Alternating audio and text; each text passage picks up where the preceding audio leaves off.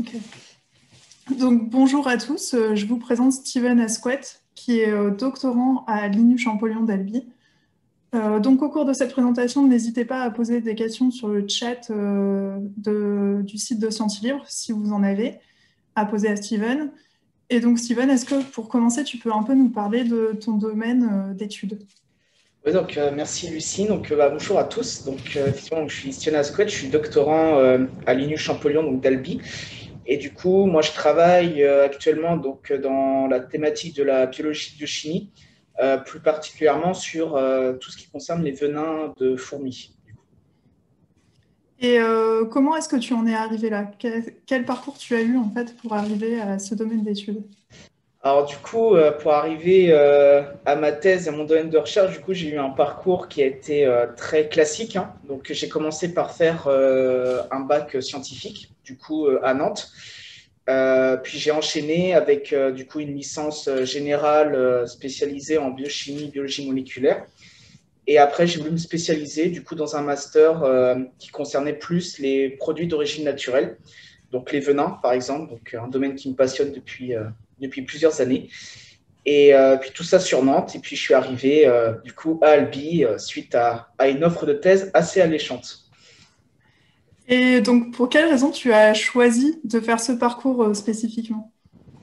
Alors, j'ai choisi de faire ce parcours spécifiquement. Alors déjà, parce que bon, moi, je m'intéresse au venin, voilà, comme je dis, depuis plusieurs années. Donc, ça a commencé quand j'étais au lycée en faisant mon fameux TPE pendant ma première, donc qui parlait des venins dans le domaine de la médecine. Et en fait, ça a été un vrai coup de cœur. Et depuis, j'ai toujours essayé d'orienter mon parcours autour des venins. Donc, j'ai commencé par faire une licence, voilà, pour m'intéresser à tout ce qui est biochimie. Voilà, les peptides, les protéines, enfin, voilà, tout ce qui concerne la biologie. Et ensuite, voilà, il fallait que je me spécialise durant mon master.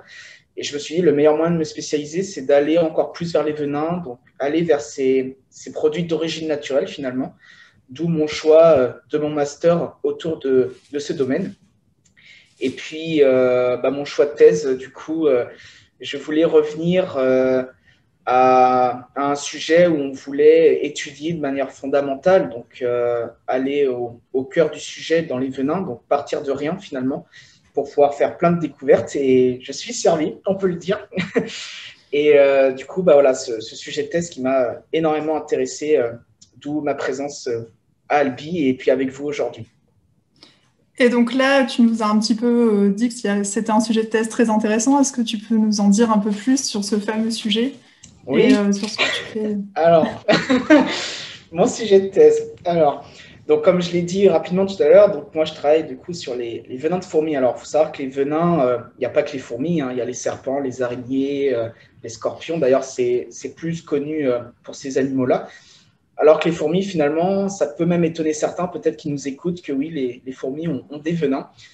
Euh, et en fait, donc le sujet qu'on m'a proposé avait pour but justement d'aller explorer ces venins au niveau des fourmis, essayer de trouver dedans des molécules, des peptines hein, qu'on appelle, pour essayer de trouver justement des effets biologiques qui pourraient être appliqués à plusieurs choses, donc soit dans le domaine des insecticides, soit dans le domaine de la microbiologie, voilà, pour trouver des antibactériens, des antibiotiques, etc.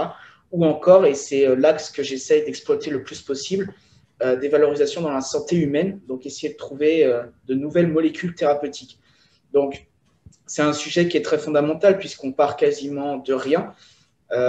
Donc, c'est assez, comment dire, c'est à la fois assez frustrant, mais assez à la fois passionnant puisque c'est frustrant dans le sens qu'on part de rien, donc c'est compliqué, on perd beaucoup de temps sur beaucoup de choses, mais c'est à la fois passionnant parce qu'on découvre plein de choses en fait. On est sans arrêt dans la découverte, sans arrêt dans les hypothèses. Donc, c'est un mix entre la frustration et la passion. Donc, c'est un mix intéressant. Et donc en fait là, comment est-ce que tu décrirais une journée de thèse, peut-être classique, même s'il n'y a pas vraiment de journée de thèse classique, mais c'est quoi un peu ta réalité de chaque jour?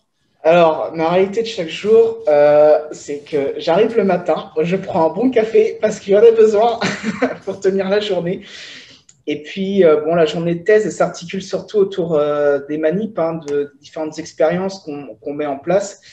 Donc, soit on va avoir des journées qui vont être justement assez chargées en expérience, donc on ne va pas arrêter de manipuler pendant toute la journée, soit, à contrario, on ne va pas avoir beaucoup d'expérience, mais on va faire beaucoup de biblio. Donc, en fait, faire de la biblio, c'est lire des articles, lire des thèses, lire voilà, des journaux pour essayer de trouver des informations qui pourraient nous aider à avancer.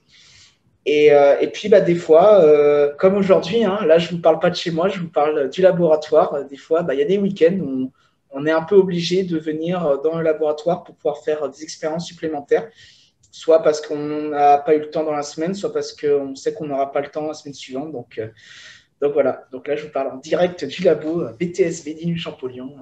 Voilà. Et qu'est-ce que tu as trouvé jusqu'à maintenant dans ton sujet de thèse? Où est-ce que tu en es? Est-ce qu'il y a des choses intéressantes que tu peux dire? Alors, pour l'instant, ma thèse, elle avance doucement. Elle avance très doucement. On découvre pas mal de choses qui sont intéressantes qu'on n'avait pas forcément mis le doigt dessus jusqu'à maintenant. Donc, c'est compliqué puisque, comme je dis tout à l'heure, on est sur quelque chose où on n'a pas beaucoup d'éléments sur lesquels se reposer. Donc, c'est compliqué d'avancer. Il faut faire beaucoup d'hypothèses. Bon, des fois, on se prend des murs, des fois, on avance. Donc, c'est assez compliqué. Ça avance doucement. Et puis, il y a aussi tout le côté, bah, vu qu'on est sur de la recherche fondamentale, il y a beaucoup de protocoles à mettre en place. Donc forcément, ça aussi, ça demande du temps de mettre en place des protocoles pour finalement ne pas toujours obtenir le résultat qu'on voudrait. Mais c'est aussi un peu le but du jeu de la recherche fondamentale. Donc voilà, donc ça avance. Ça avance doucement, mais sûrement. Et donc, tu as dit que tu travaillais sur les venins des fourmis. Alors, forcément, on ne sait pas toujours que toutes les fourmis ont du venin. Comment est-ce que ce sujet d'étude il a été choisi et pourquoi, en fait, tu t'intéresses particulièrement au venin des fourmis? Alors, question intéressante, hein, ça, c'est directement lié à mon sujet. Alors effectivement, comme tu l'as dit, les venins de fourmis jusqu'à aujourd'hui c'était très peu étudié, hein. On a surtout étudié leurs collègues venimeux, entre guillemets, donc les serpents scorpions. Pourquoi? Parce que les fourmis, déjà, c'est un organisme qui est extrêmement petit par rapport aux serpents et aux scorpions. Donc, il y avait un obstacle technologique pour essayer d'accéder au venin. Donc déjà, ça a joué énormément sur le début de l'étude des venins de fourmis. Ça a été un premier point. Et justement, maintenant qu'aujourd'hui, on a la technologie suffisante pour pouvoir étudier les venins des fourmis, on s'aperçoit aujourd'hui qu'en fait, il y a une énorme diversité au niveau des molécules présentes dans ces venins qui sont équivalentes aux serpents, aux scorpions, etc. Tout en sachant que les fourmis, il y a 13 000 espèces, hein, sans compter les sous-espèces de fourmis. Donc, il y a une diversité infinie au niveau de ces molécules. D'où l'intérêt d'aller explorer tout ça, voir ce qu'on peut trouver dans les venins.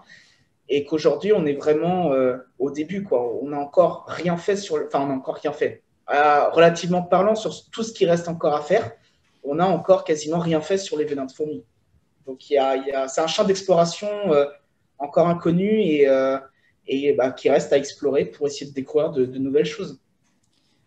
Et donc, après ta thèse, est-ce que tu as des projets particuliers? La fameuse question de l'après-thèse pour un doctorant. Alors, moi, après ma thèse, alors, j'ai plusieurs plans. Bon, avec le contexte sanitaire, c'est compliqué de se projeter, hein, bien évidemment. Mais moi, mon plan A, c'est de faire un post-doctorat, donc qui est un contrat, un CDD, hein, qui est une après-thèse finalement.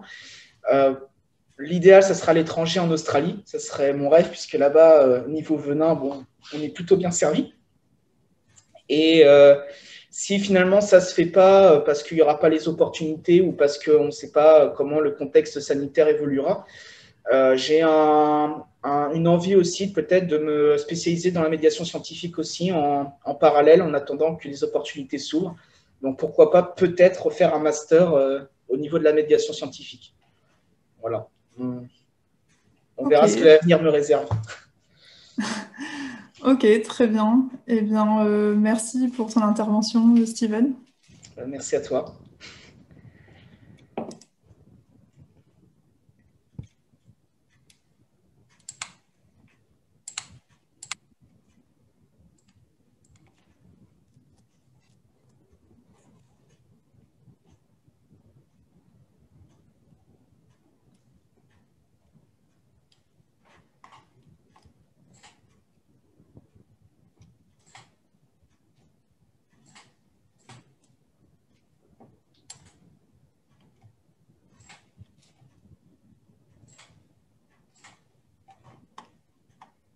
Est-ce que vous avez des questions peut-être dans le chat?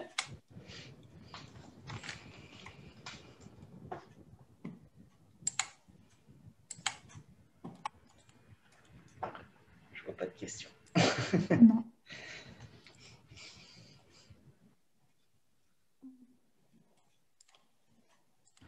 Oui, bah, très bien. Bah, merci Steven pour ces,